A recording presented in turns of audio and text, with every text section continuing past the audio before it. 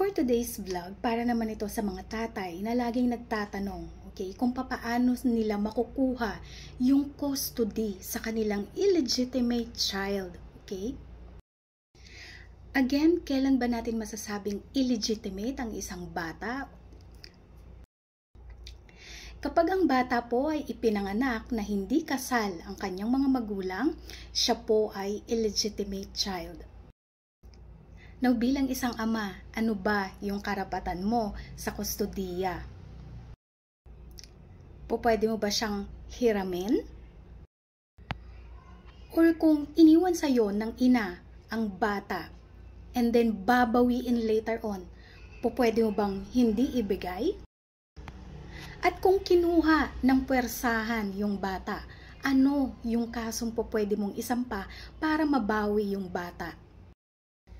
At sino ba ang higit na mas may karapatan na mag-alaga sa illegitimate child? Ikaw ba na tatay ng bata o yung kanyang lolo at lola sa mother's side? So yung mga tanong na yan ang sasagutin natin sa dulo ng ating vlog. Nagkaroon kasi ng desisyon ang Korte Suprema, inilabas niya noong July 30, 2018. Ito ay may GR number 235498. Okay? Itong kaso na to ay isinampa ng ama sa korte para maghabol sa bata na iniwan sa kanyang poder ng ina nung ito ay umalis papuntang Maynila. Ang bata at ang ama ay nasa probinsya. So April 2015, naghiwalay ang nanay at tatay ng bata. Ngayon, pagdating ng November 2015, habang nasa school itong bata, kinuha siya ng lolo at lola ng bata. Lolo at lola sa mother side ha, kinuha nila yung bata. Nung binabawi na ng tatay mula sa lolo at lola ng bata, yung kanyang anak, pinakitaan siya ngayon ng isang Special Power of Attorney o SPA, kung saan nakasaad doon na ibinibigay ng nanay ng bata yung parental rights, yung custody, at yung authority sa kanyang anak dito sa maternal grandparents. Okay? Kung kaya naman, yung tatay ng bata ay nag-file ng kaso sa korte, petition for habeas corpus and child custody, para makuha yung kustodiya ng bata mula sa lolo at lola nito. Ang sabi kasi ng tatay, higit na mas maaalagaan niya ang kanyang anak kaysa naman doon sa nanay ng bata na nasa Manila at nag-aaral, malayo sa bata. Ang sabi ng korte, under Article 176 ng Family Code, when it comes to illegitimate children, sila ay under sa parental authority ng kanilang mother. So, ang nanay ang mayroong sole parental authority sa kanilang mga illegitimate na anak.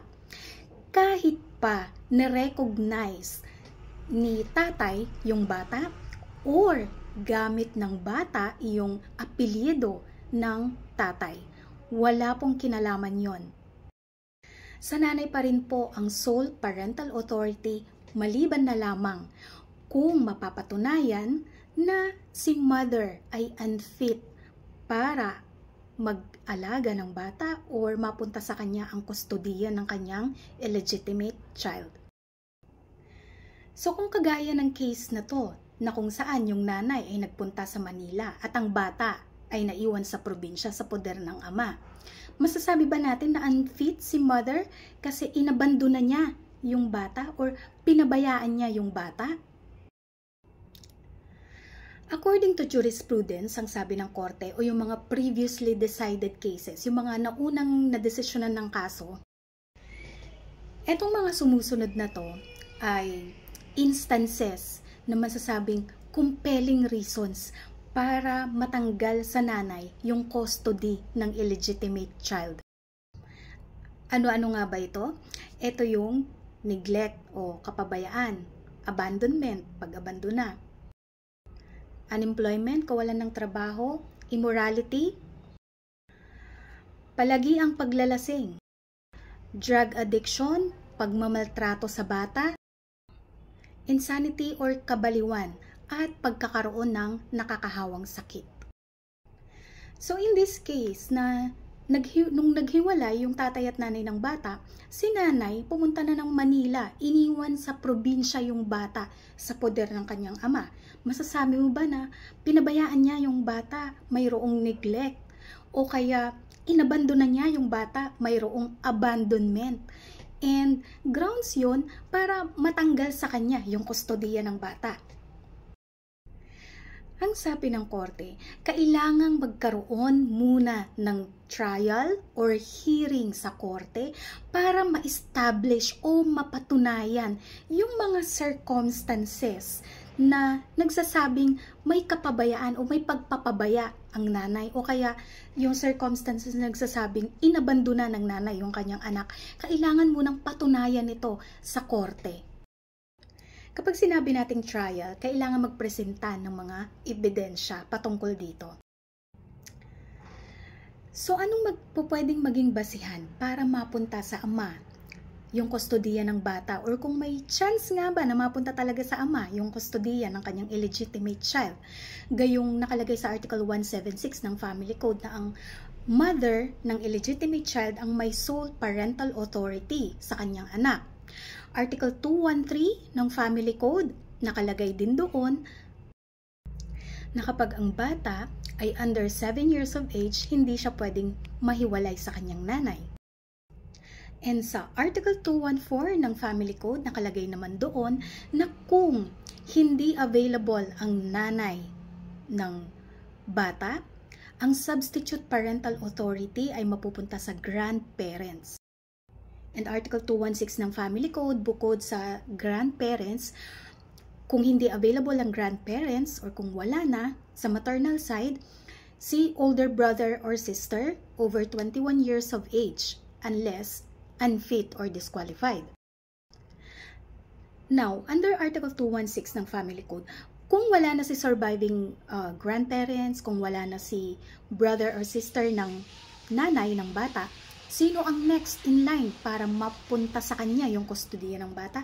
Siya yung actual custodian ng bata, or kung sino yung nag-aalaga or kung nakaninong poder yung bata. In this case, yung illegitimate child ay nasa poder ng kanyang ama. However, sa kabila ng lahat ng mga articles na binanggit natin under the Family Code, meron tayong rule on custody of minors.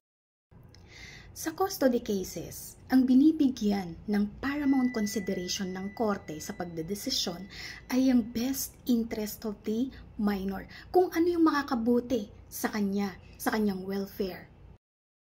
So, ano ba itong best interest of the child? Ito yung totality ng conditions or circumstances regarding sa kanyang survival, sa kanyang protection or feelings of security na magpapalago sa kanyang physical development, psychological, and emotional growth. So, ang sabi ng korte, kailangan magpresenta si tatay ng ebidensya para patunayan na inabandona yung bata o kaya napabayaan ng kanyang nanay nung pumunta ito sa Manila at iniwan yung bata sa poder ng tatay doon sa probinsya. So, kailangan magpresenta ng ebidensya sa isang proper trial para mapatunayan yung unfitness ng kanyang nanay na alagaan yung bata. And kung mapatunayan niya na unfit yung nanay ng bata, kailangan na rin niyang mapatunayan kung bakit mas higit na mapapabuti yung welfare ng bata sa poder ng tatay kaysa sa poder ng grandparents nito. Kasi nga gaya ng nasabi natin kanina under the Family Code, kapag hindi fit ang nanay, ang next na may substitute parental authority sa illegitimate child ay ang kanyang lolo at lola sa mother side. Ngayon, kailangan rin patunayan ng tatay na mas mapapabuti ang bata o yung best interest ng bata ay higit na maibibigay ng tatay kaysa ng lolo at lola sa mother side. Ngayon, Etong si tatay dito sa case na to, maliban sa visitation rights, okay, gusto rin niya magkaroon ng temporary custody sa bata. Ano itong temporary custody? Ito yung once a month, nasa kanya yung bata, okay, or nasa poder niya talaga. So, under the rules on custody of minors, ang meron lang si father sa kanyang illegitimate child ay temporary visitation rights at hindi temporary custody. Okay. So, ano tong temporary custody versus temporary visitation rights? Ang sabi ng korte, si tatay ay mayroon lamang temporary visitation rights over sa kanyang illegitimate child at hindi temporary custody. Okay? Ngayon, kung gusto niyang ilabas yung bata, halimbawa, pupwede ito kung may consent yung nanay ng bata. Pero kung wala, ang maaari lamang niyang gawin ay right to visit. And dito sa case na to, binigyan lamang yung tatay ng bata ng 2 days per week as visitation rights. And yung case ay ibabalik sa korte para naman magkaroon ng trial or litigation or hearing at mapatunayan ng tatay kung talaga nga bang nagkaroon ng kapabayaan yung nanay ay nagkaroon ng abandonment na enough grounds para tanggalan siya ng karapatan or kustodiya sa illegitimate child. So, sana nakapagbigay linaw tayo sa mga tanong na nabasa natin sa comments, sa first part ng ating vlog, and nawa nasagot natin or nabigyan natin ng additional information yung mga tatay na gustong malaman kung ano nga ba yung karapatan nila sa kanilang illegitimate child, okay? And kung sakali bang unfit si mother, pwede na ba nilang kunin yung kanilang mga anak? So, yun, nasagot na natin sa vlog. And thank you for supporting my channel and salamat sa inyong pagbibigay ng panahon na makapanood sa aking mga YouTube vlogs. Thank you!